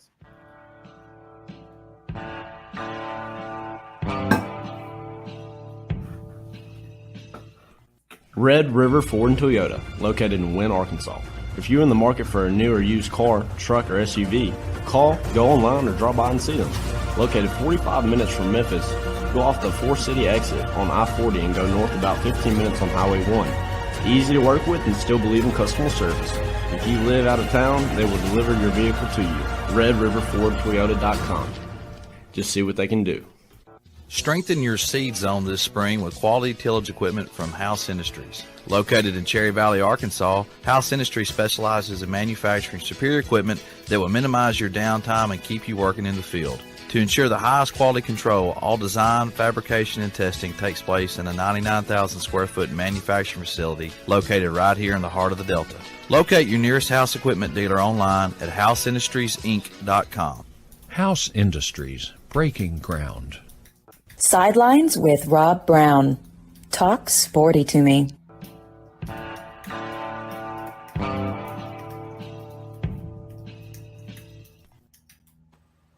This is fun. And look at that good-looking old hound right there, Billy. But, Franz, you were on a roll, but Audrey said something during the break. I said, that 1974 Auburn-Tennessee game, I was a little kid, and I said there were probably 50,000 oranges, thrown on the field, it seemed like. She goes, she's evolved for life. She goes, y'all are always littering your own field. I'm like, you don't get it. But, Franz, you were on a roll before the break, and I want to hear the rest of that story. That's cool. Max Wetstein, man, who was he? Max Wetstein was a tight end from Leesburg, Florida. His dad and his uncle founded a company called Florida Telephone, which was merged into GTC, which later became Sprint, which later became part of T-Mobile. And Max Wetstein was a tight end who died tragically in one of these little home air dealies that your little plane that you make for yourself. He was a science teacher as well, and he was showing his kids how to make their own airplane and fly it, and he did, and he ran into a power line and discovered that birds can sit on it, but people get fried. Yeah. So, I don't know why that happens, but it does, and he did. That was one. I'll tell you another one, and that was the game in Gainesville in 1984 when Auburn comes here, and Bo took himself out of the ball game. Florida, and to this day, there's a lot of people who don't think Bo was injured because they just think that he took such a pounding from the Florida defense that day. Florida's defense was spectacular. That year in 1984, they gave the national championship to Brigham Young, which the only team they beat that was ranked was Pitt at the start of the year, and Pitt finished 3-8 that year. And then they beat Michigan 6-5 in the Holiday Bowl. And they were the only undefeated team left. But if you want to tell, if you want me to believe for 1 second that BYU was the best team in the country, I think they had Robbie Bosco was the quarterback that year. You know, Florida had basically what amounts to an NFL defense. Wilbur Marshall on that team on the defense. No, he was gone in 83. And that was the other game I was going to bring up because Auburn beat Florida up there at Auburn in 83. And 58 guys who actually took the field in that game ended up playing in the National Football League. The greatest collection of talent on one football field of all time was that game.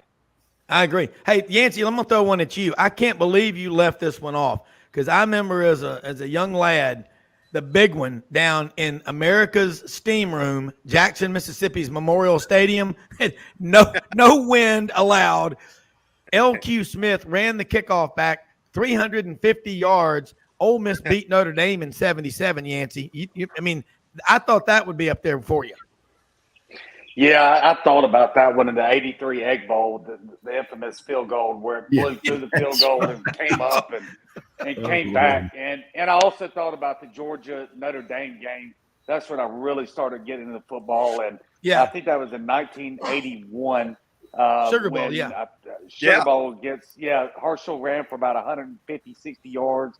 Georgia won their first championship in I don't know how many years, a long, long time. And didn't win again until – and did not win again for about another 38 years, right? 41. It's those two games stand out, and I'm sure on the Mississippi State side, the one where Romero Miller threw a ball and it kicked off a state person's heel. I can't remember, maybe 98, somewhere around there, and it bounced up and State got it and then kicked the field goal and scored twice in like 14 seconds and beat Ole Miss in Starkville. That was also a memorable one for me as well. Bo, which one was that he's talking about? This is cool. It was after I left, but Yancey, I remember that one too. Stuff going on the last couple of seconds, and then last year's State Ole Miss game was one of those weird ones too, where they had the the fumble down on the inside. I think didn't Ole Miss get inside the 10 3-yard 3 times, and Lane Kiffin was not happy after that one, if I recall. No.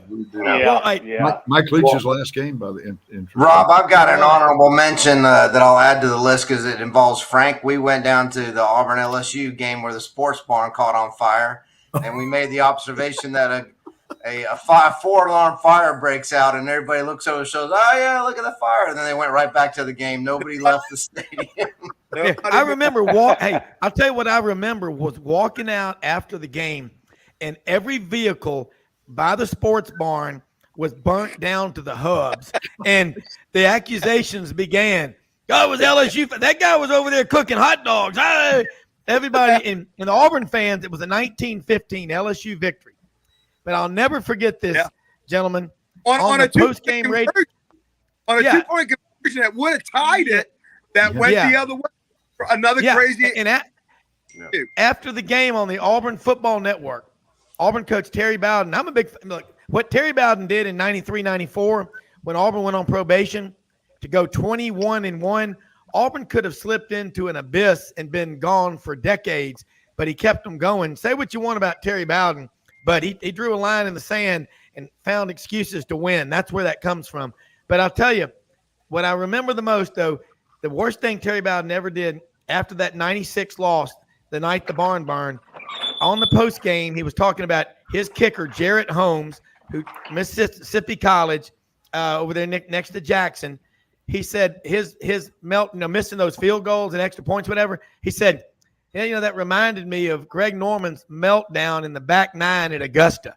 When he said that, you could hear collectively across campus, everybody going like, he just did what? He threw his team under the bus. Franz Beard, was that the craziest thing? What's the thing? I love this kind of stuff. It's this time of year. We have these discussions. Worst thing you've heard a coach say about his own team after a game? Well, I mean, that can be said on the air. Well, I got to remember John McKay, because I was actually at the ball game, and it was the first year of the Tampa Bay Bucks, and John McKay was asked, he said, "What about the execution of the offense?" He says, "I'm for it." That's the greatest line of a football coach ever spoke. That's brilliant. Yeah. Yancey, here's the next question. Greatest, of all the coaches that you've ever interviewed, which one was the one that you had to redact the most so far in your career, because you're young, the most you've had to say, I can't print that? Or drawn. Well, that's because you couldn't understand it. I need subtitles underneath the thing. Yeah, that was definitely Orgeron's first year. He was a character. Now, we got off to a rough start the very first year. He thought that all the media was against him. The existing media maybe was pro-Cut, because Cutcliffe had just left there. And then by year 3, we became running buddies and lifting buddies. He lived just, 5 houses down from me. We ran every morning at 5:30 in the morning and would talk recruiting. And one of my favorite all-time coaches, but he was a true character that first year. He was very paranoid, so to speak, about the Ole Miss media. So definitely Orgeron would be the first and foremost. Yeah, and interesting, Bo, is an SID, and this is what I think is so cool. And Franz, this, Buddy Martin, and just one of our favorite people, and he's going through a lot right now. He lost his wife of 61 years, and Buddy Martin, God love him, he said something, Franz, and this, Bo, about the press box at Jordan-Hare. Up on the wall are the names of all these great sports writers who've covered Auburn over the years. And he said at Florida, there's nothing up there. Franz, you got a lot of pull down there, you and Buddy. GatorbaitMedia.com is the source for Florida. And I'm telling you, and I don't say this just to say it, but I read that stuff as an Auburn man, but I do a show, I cover them all. What Franz puts out there every morning, Rush Limbaugh used to say, this show is show prep for every other show in America. You want to start your day off right, read Franz Beard's daily thoughts and one final pithy thought.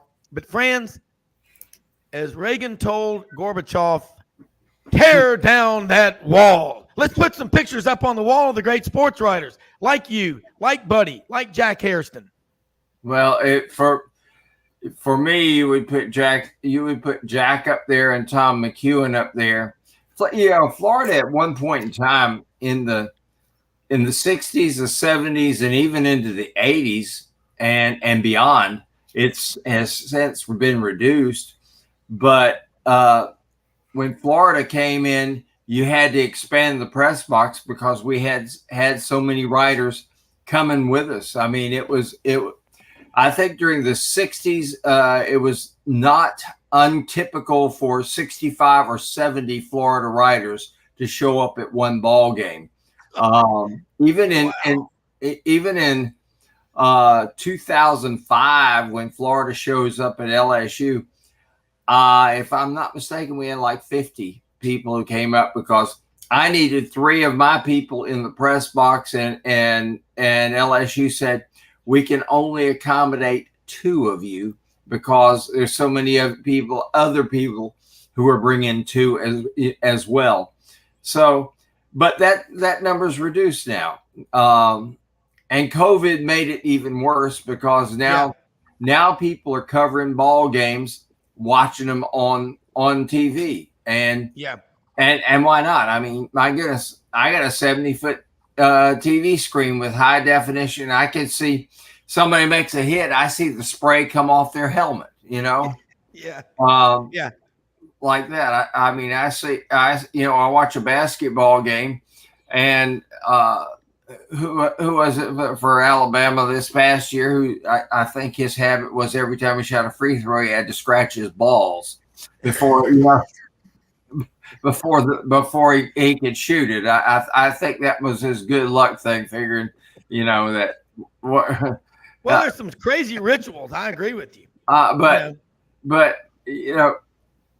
we don't do that. And as much as I hate to admit it, and I think Yancey would agree, and I think the rest of you guys would, the disdain in which the media is held by SIDs, I won't even name names, but here at Florida, it's just, we call him Little Hitler. Hey, you're not blowing up in Athens, are you? No, Claude Felton's an old school guy. Claude Felton is the best SID in the country. By far, none. Yeah. And I'll throw a question out there for everybody, and I'll tell you, the top 3 press boxes you've ever been to because of how well you were treated. And I will say this: Georgia, Claude Felton, bar none, he's in a league by himself. So nobody can include Claude because, Claude is St. Claude and, St. Claude of Athens, But I'll say this: the best press boxes, Bud Ford at Tennessee. Mm-hmm. Oh, God. Unbelievable. Auburn, goodness, I don't know how it is now, but for years you could go up to Auburn and they treat you royally. And the third, Arkansas. They sent at Arkansas. They had golf carts waiting to carry all your people and everything like that to the press box. Got you up there, and I mean, we had everything but hand servants, and butlers waiting for us. Well, hey, no, Franz, Bo was SID at Mississippi State, obviously 74 to 86, and Buddy talks about Bob Hartley, who was there before him, picking him up at the airport. But I tell you, the guy in the modern day would be up there. Would be up there. We were there at Mississippi State in 2009. And I got to tell you what, it's fun coming in from Tuscaloosa. We drove over from Birmingham because you hit the Alabama line and you see the stadium. It's still 30 miles away, but you see the stadium because it is the skyscraper of Mississippi. Yeah.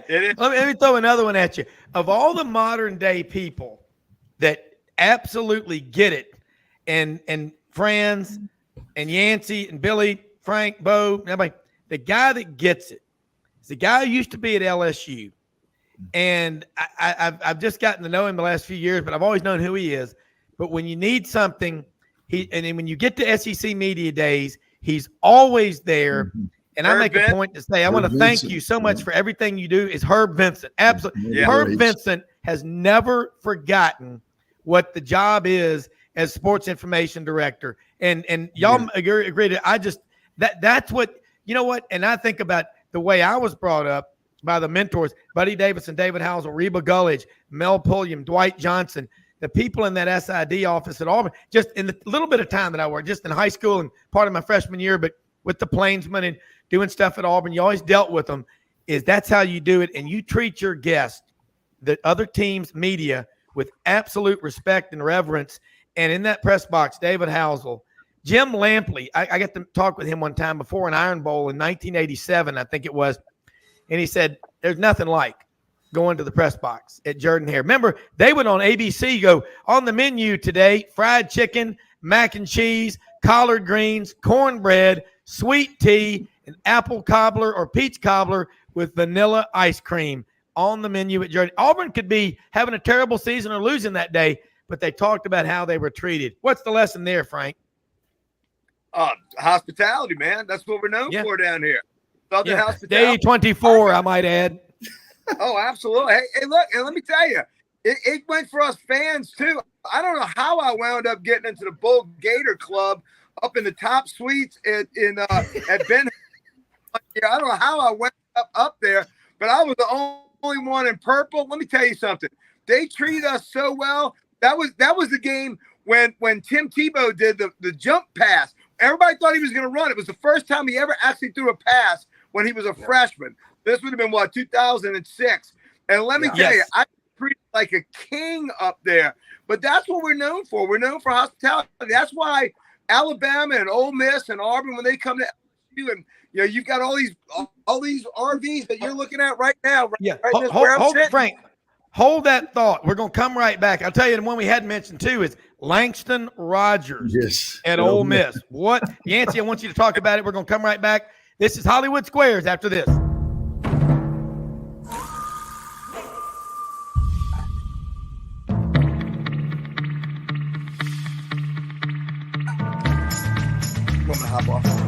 Play what?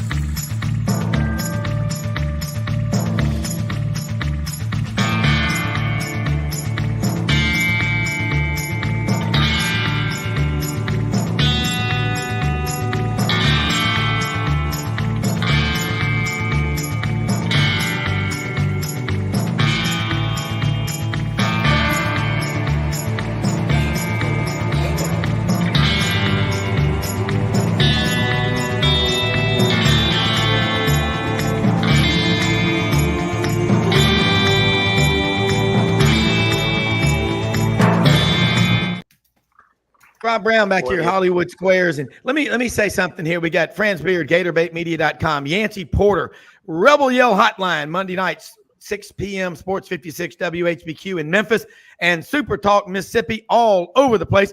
Billy Roberts, resident Bravesologist, genius over in Atlanta, product of Troup County. Frank Duffy, along with Franz Beard, the two most interesting men in the world, Mr. LSU Tigers and Tiger Air Conditioning Helmets.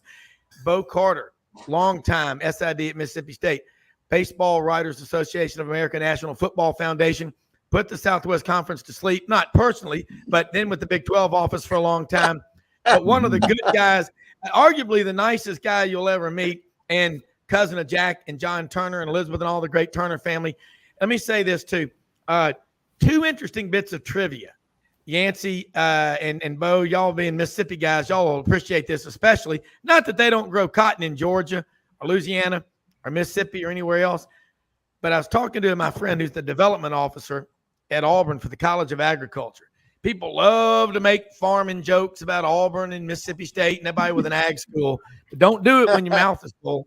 But guys, what school, bit of trivia here, what school in America, College of Agriculture, the scientists, the entomologists and whatever, got rid of the boll weevil, and there's a giant boll weevil on the town square in Enterprise, Alabama, but what school got rid of the boll weevil?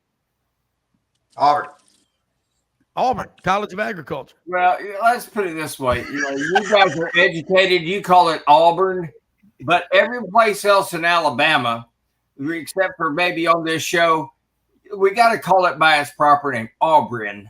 It's Auburn. Yeah, that's right. I got where you go to school. So, well, I didn't go to college, but I love Auburn. Well, when the Yankee commentators on TV call it Auburn. But here's the other thing Auburn's College of Agriculture brought to America. You ready for this? Kudzu for erosion control. I don't know. And now you can't stop it. But anyway, I just might add that. But Yancey, I want you to talk about Mississippi. And I'm going to say this about Ole Miss. I've been to tons of games down in Oxford. It's an hour away from Memphis. But, who has more fun? I was talking with Bo about this yesterday. The folks down there at the junction tailgating in Starkville, Mississippi, folks in Oxford. But the Grove effect is what I call. Now everybody wants to have tailgating like they have at Oxford. But Yancey, you're old enough to remember, and all of us are, station wagons. The early days of the Grove and where it is today, Langston Rogers we talk about hospitable and Archie Manning. I hunt down there in the Delta, just south of us, about 27 miles next to Parchman Prison. The signs, do not pick up hitchhikers for the next 3 miles. Look at that dog of Billy's. But from Drew, Mississippi, talk about Ole Miss. They go out of their way to be hospitable. But even if they don't win, that sign, that painting that you can get up on the square in any store, we may not win every game, but we damn sure never lost a party. Yeah, I think some fans would think that Ole Miss is too hospitable. That every fan base, because it's like, this is my favorite trip of the year, and that drives Ole Miss fans crazy because they're always beating us. We're so nice, But no, it is. They love to tailgate like nobody else, and when you think of Ole Miss, the first thing that comes to your mind is tailgating. I would think LSU would be right there, kind of in that package there with Ole Miss, and then those two schools, I think, just kind of carry the torch. Nobody loves to party like Ole Miss and LSU. I ride in Bacchus every year in New Orleans in the parades, and Emeril Lagasse rides with us in Bacchus. He's on the big hospitality float, and Holy of course cow. he married an Ole Miss cheerleader. And one of my best friends, my fraternity brother, his wife was best friends with Emeril's wife, right? So this might have been like 2007. We played Ole Miss in the Grove, and I go walking in to go, see my buddy, and guess what? There's Emeril Lagasse on that corner, right? That first piece of real estate at the Grove, cooking for like 100 people. He had all the sous chefs, and tables were everywhere. And it was incredible. And this is the honest to God's truth. So I'm sitting there having a great time. And then over my shoulder, I hear this guy say, "Oh, excuse me, can I grab that hot sauce?" It was Tom Brokaw, who was teaching history or something or media at Ole Miss at the time. And he was hanging out at my good buddy Campbell McCool's tailgate, like about 4 or 5. I was like, this is incredible. This is like tailgating on steroids. It was outstanding. It is incredible. You know where Tom Brokaw's from, don't you? South Dakota, isn't it? South Dakota. You damn right he is. Hey, Billy, what kind of dog is that? That's a good-looking dog. What breed is that? My neighbor's dog. He's an Australian Shepherd Doodle mix. He's brilliant. He's the smartest dog I've ever seen. I was going to say, if it's an Australian Shepherd, you got to get one of those bumper stickers that Franz has on the back of his Jeep that says "Haul and Oss." Yeah, I'm dog sitting him for the weekend, but he's a lot of fun. What that is? That's a men pin. Delta. We are friends. All of you, we are friends. Everybody, bring your dog to work day. Friends. I work with a parrot on my shoulder most of the time, guys. Yeah. Tell you, Franz. I got to tell you. How old is that parrot again? She was 31 on Thursday. Good. And I've had her since she was 7 weeks old. The best press box story I can tell you. North Carolina State in 1973 in Raleigh. And the old press box at what was then just Carter Stadium, they've since added the Finley. Yeah. They had a grill down on below the press level. They had a grill down there, and the dead cow that they grilled up was one of their own, had given his life just to pleasure us riders. And we had a typical North Carolina burger, which is Eastern North Carolina, which means you get the burger, the cheese, and the chili and the coleslaw on it. And oh my gosh, they were good. But after we had eaten those, we go up there. And I'm going to not name a name because the guilty, he's not here to defend himself. Yeah. Of course, he's dead now, so it really doesn't matter, but his family might know it. But we go up there. The press box door is open. He walks out. He leans against the wall, says, "Drunk again, boys." Walks over to his place on the table, puts his typewriter down, puts his head down on it, and he sleeps. It is 28-6 when he wakes up. North Carolina State is winning. North Carolina State botches 2 punt snaps, which led to Lou Holtz after the game saying, here is my personal phone number. If there's anybody on this campus who has eligibility, who can snap a football, call me. They did find one. They ended up going to the Liberty Bowl where they beat Kansas that year. But the final score ends up 28-26, and this is all in the last 4 minutes of the game. And our esteemed colleague had awakened when it was 28-6. He didn't see. All he saw of the entire game was the last 4 minutes, and he won Sports Writer of the Year in North Carolina. Well, speaking of that sounds like my dad is a registered certified narcoleptic, and he was the head of the Memphis Bird Club for 1 year as the president. And then they had elections one night. I swear to you, this is true. And I was up on the front row. I was a young kid. I wasn't even driving yet. And he would fall asleep talking to clients, talking to anybody, driving. We'd one time got off in Kosciuszko, Mississippi on the way to the beach. And he got off the interstate. And all of a sudden I go, Dad, everybody's honking at us. Truckers are like, I'm like, Dad, you're going the wrong way. He jumped the median, pulled into the huddle house and goes, boy, jump in there and get me a coffee and don't tell your mother, for God's sake. Like, so anyway, we're at the Bird Club. We're having the elections. And about 150 people in there at the Pink Palace in Memphis. And they have the election and they vote. And everybody's clapping and cheering. And my dad wakes up and they go, congratulations, Bob. You'll be serving a second term. And he goes, God dang, boy, why didn't you wake me up? I'm like, you're the first person to sleep through an election and win. Wait a minute. That's happened. One guy's lived in the basement and won, I think. But anyway, that's another story. But anyway, I'm going to tell you one thing. Y'all as a group collectively, it's a lot of fun because I look at too many, sports shows and guys on there. They're all so serious and all like that. Not only are y'all funny, but you're smart. And Franz Beard, Yancey Porter, Billy Roberts, Frank Duffy, Bo Carter. The main thing is when you go to a campus, Bo, your job is, and again, let's wipe from our lexicon the term media relations director, because all they do is, no, they give you the Heisman. You know what I'm talking about? You're trying to get up 3 o'clock in the morning in a bar and that girl gives you the Heisman, it's just not going to go there. But you get the Heisman from a lot of them now. We need to get back to where, look, I know the media outside of sports for the most part are horrible, okay? 27-year-olds who've never had any real life experiences. But when it comes to sports media, the sports guys, who was it, Bo or, man, maybe it was Buddy Martin talked about a great writer. Maybe it was Jesse Outler, one of the guys, or Furman Bisher or something. He kept writing a story in the old days of the old typewriters, and he'd wad it up and throw it on the floor. And Buddy or somebody said, more good stories crumbled up in that trash can over there than all of us can write. I mean, you need the great. Furman Bisher wrote, I believe, did he, Billy, into his mid-90s? Does anybody know? I think so. And where did Furman Bisher go to college? He went to the University of North Carolina. Right, Chapel Hill. Mr. Bisher would come into, and I call him Mr. Bisher. Yeah. That's who he was. He was not Furman. He was Mr. Bisher. Yeah. I'd call him Mr. Bisher. I didn't know him. He would come into the press box. His tie is perfect.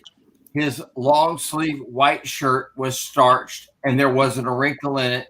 He would take his suit coat off very carefully, fold it up on the back of his chair, and he would sit there during the ballgame. This is why Tony Barnhart, to this day, it can be 182 degrees. And meanwhile, you're sitting there saying, I wonder if they would allow me to sit here naked.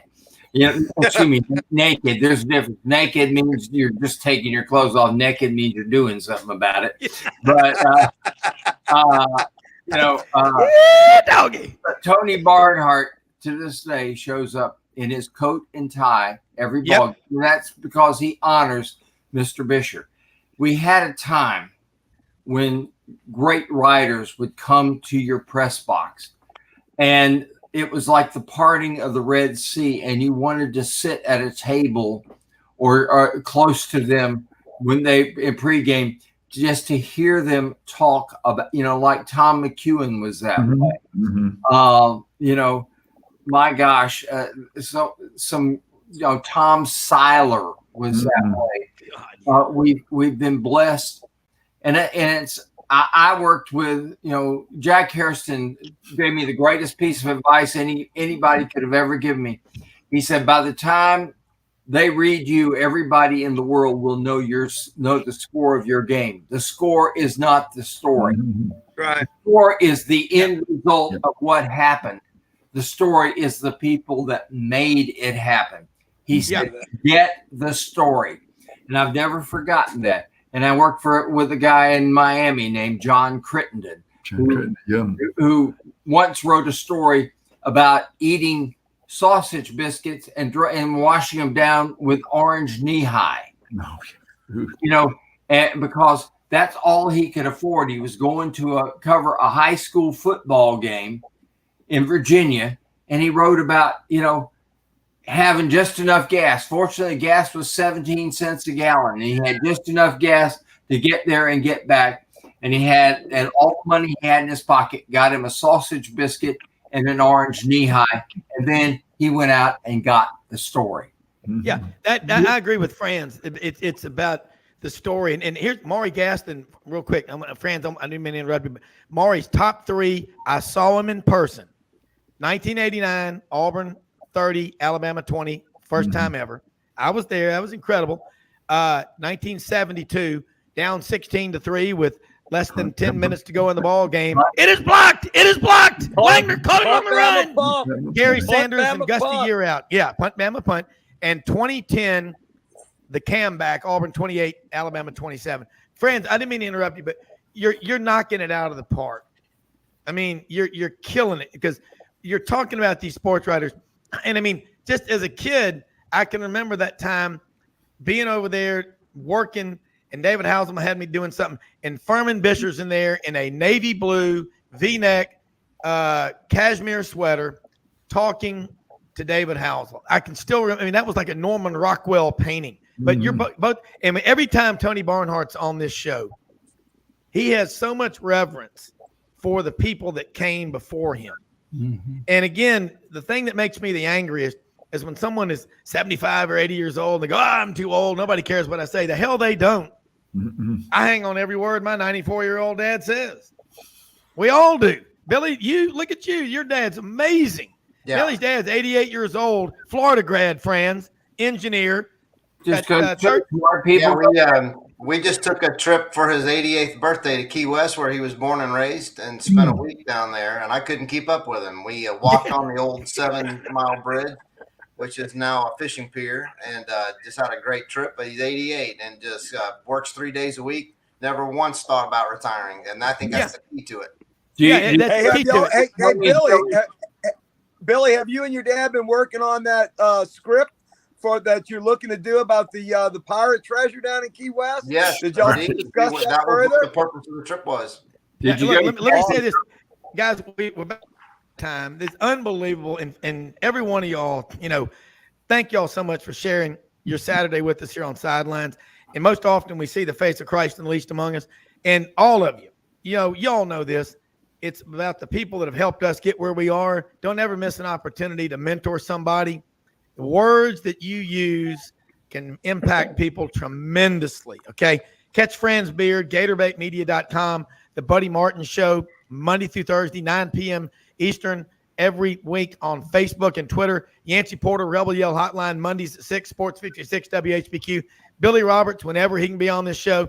Frank Duffy, Day 24 of the Odyssey aboard Bingo 1. Good luck tonight. The Gators. Franz, you'll be on Monday talking about this, and Frank will with what's left of Frank's voice.